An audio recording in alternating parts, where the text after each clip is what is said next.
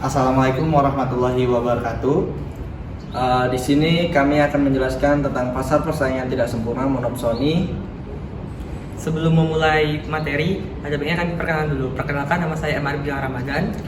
Saya Gadis Nidar. Perkenalkan, saya M. Al-Fatih Fatur Rahman. Oke. Baiklah, saya M. Al-Fatih Fatur Rahman dengan NIM 01021282328060 akan menjelaskan terlebih dahulu pengertian dan definisi dari pasar monopsoni atau pasar persaingan tidak sempurna. Pasar monopsoni adalah jenis pasar di mana terdapat hanya satu pembeli utama atau dominan untuk suatu barang atau jasa. Situasi ini berbeda dengan monopoli di mana ada satu penjual dominan yang sangat menguasai pasar.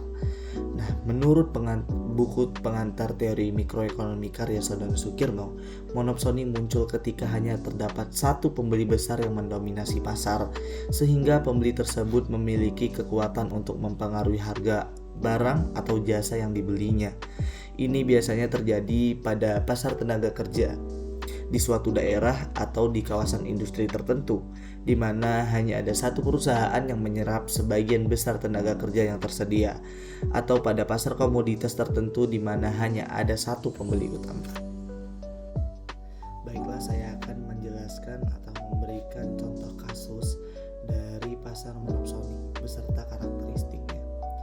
Nah, menurut buku teori mikroekonomi karya Saudara Sukirno, ada beberapa karakteristik dari pasar monopsoni tersebut.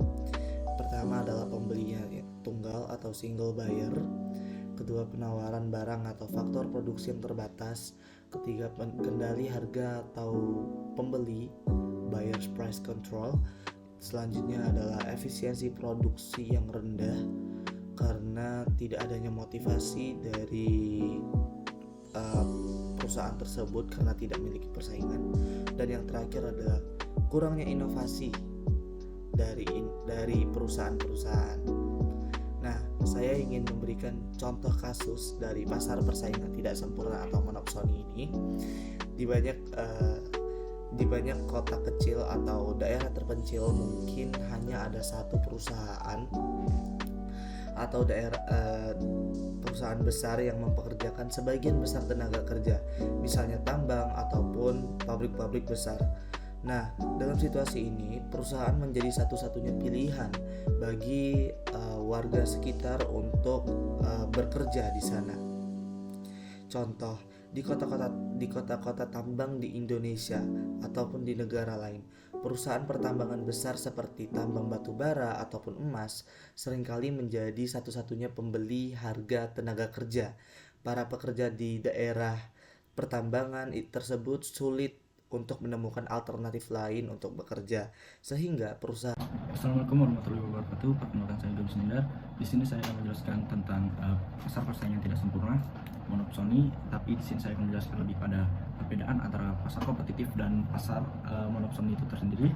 Lalu kita akan membahas tentang kurva dari pasar monopsoni.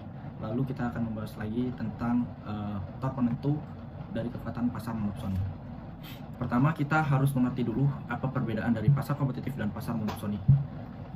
Kita ketahui bahwa pasar kompetitif itu pembeli bersifat price taker atau pembeli tidak memiliki market power untuk mempengaruhi harga di suatu pasar. Tetapi ketika kita masuk dalam pasar monopsoni, di dalam pasar itu hanya memiliki satu pembeli, sehingga pembeli itu memiliki market power dan bersifat price maker. Oke, sebelum masuk dalam penjelasan kurva, kita harus mengerti terlebih dahulu apa itu marginal value, apa itu average expenditure, dan apa itu marginal expenditure. Pertama, kita perlu mengetahui bahwa seseorang akan membeli suatu unit barang jika tambahan nilai yang diberikan atau marginal value melebihi marginal expenditure yang dibayarkan. Misalnya, perusahaan akan meng-hire pekerja ketika pekerja itu memberikan tambahan nilai yang diberikan atau marginal value yang diberikan melebihi dari marginal expenditure yang dibayarkan oleh perusahaan tersebut. Lalu kita akan mengetahui marginal value itu adalah kurva permintaan yang menunjukkan ketersediaan perusahaan untuk membayar. Selanjutnya ada average expenditure, adalah harga yang dibayar untuk setiap unit barang. Lalu ada marginal expenditure, adalah tambahan biaya yang dikeluarkan untuk membeli satu tambahan barang tertentu. Contohnya marginal expenditure itu perusahaan, tambahan biaya yang dikeluarkan oleh perusahaan untuk menambah satu tambahan pekerja. Lalu kita juga perlu mengetahui ketika jumlah output yang dibeli terjadi saat marginal value sama dengan marginal expenditure. Nah, di sini kita akan melihat dari kurva struktur dari pasar monopsoni. Kita melihat ketika wage itu berada pada $10, maka ketersediaan dari pekerja itu hanya 10 orang. Sedangkan ketika upah itu menjadi $30, maka ada 30 pekerja yang bersedia untuk bekerja. Nah, berarti ketika perusahaan ingin memperoleh atau menambah dari meng-hire dari tambahan pekerja, berarti perusahaan itu perlu menaikkan gaji atau wage dari pekerja tersebut. Contohnya di sini ketika upah itu berada pada $4, maka jumlah orang yang mau bekerja dengan upah tersebut itu hanya 0 atau tidak ada. Ketika $5 meningkat menjadi $5, maka jumlah orang yang mau bekerja itu hanya 1. Di sini total biaya tenaga kerja itu 5 dari 1 kali 5, dan biaya tenaga kerja marginal itu $5, dan ketika upah itu bertambah menjadi $6, maka orang yang mau bekerja itu ada 2. Nah, di sini total biaya tenaga kerja itu 12 dari 2 dikali 6, dan biaya marginalnya itu ada di $7, yaitu tambahan biaya yang dikeluarkan karena adanya tambahan pekerja, yaitu ketika dari $5 menjadi $12. Oke, selanjutnya di sini kita akan melihat perbedaan dari kurva pasar kompetitif dan kurva pasar monopsoni. Di gambar sebelah kiri itu adalah kurva pasar persaingan sempurna, dan di sebelah kanan itu gambar kurva pasar monopsoni. Dalam pasar persaingan, harga yang dibayar pembeli ditentukan oleh pasar, sehingga marginal expenditure itu sama dengan average expenditure dan sama dengan P star, dan jumlah yang dibeli itu sama dengan Q star.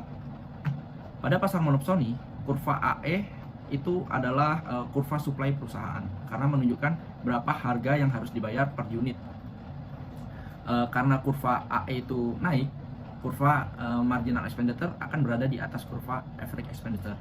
Pada gambar kurva monopsoni, kita melihat pembeli akan membayar pada keadaan marginal value itu sama dengan marginal expenditure, yaitu pada harga sebesar P star M dengan jumlah yang dibeli sebesar Q star.